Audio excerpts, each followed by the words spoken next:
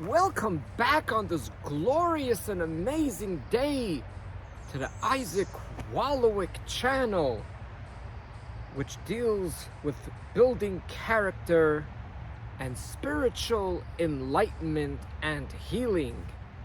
What is deflection? Some people don't really know what it is, but ironically, most of us, not all of us, most of us do it all day long.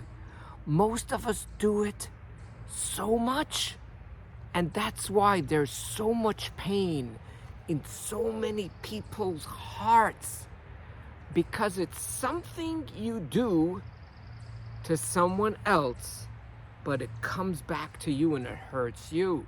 And what that is, when someone comes to you and has a complaint, or wants to understand why you do things in a certain way, or why you're yelling, or why something is not getting done.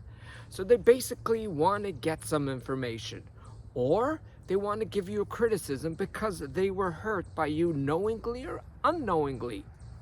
So what you do is, a complaint comes to you, and instead of listening, and basically, as far as I know, you have two choices. Say, I'm sorry, I didn't even notice that. Was I yelling? Oh, I apologize. I apologize. Or, let's say the example I just used about yelling, you go, I'm sorry for yelling. What we do instead, and by the way, if you actually apologize, you know what happens if someone apologizes to you. You feel happier with them. You feel comfortable with them. You trust them more. You like them more. If they don't take responsibility, you get more frustrated, yet we do the same thing. So what we do is deflect.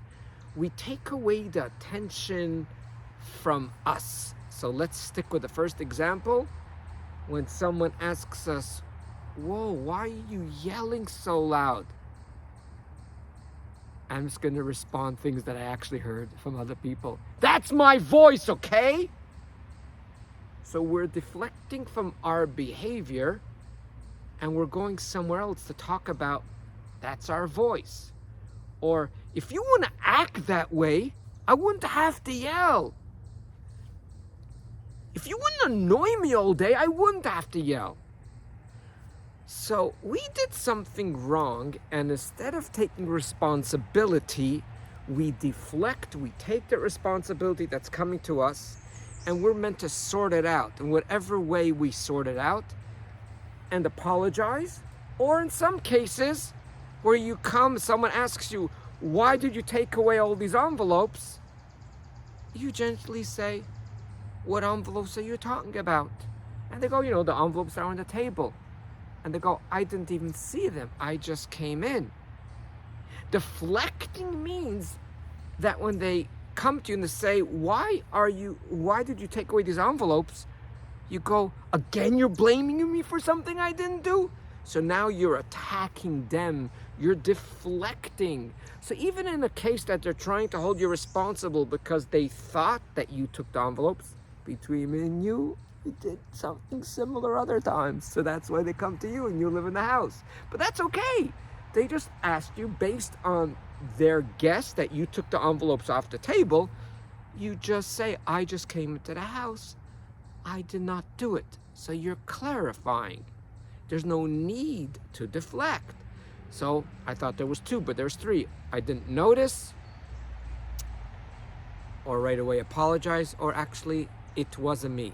Now, this concept of deflection really hurts everyone, not only in a personal life, but also within families and communities, within groups and religions, ideologies, and even in nations and in the entire globe.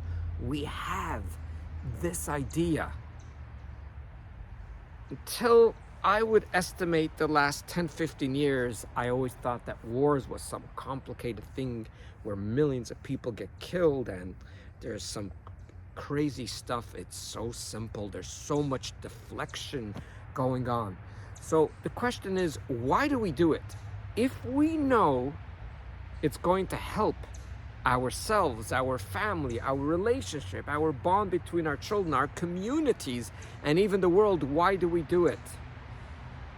So please join me in the 4 episodes that I will create for the 4 different categories of personal life, family life, religious and ideologies, and group, and as well national and global situations.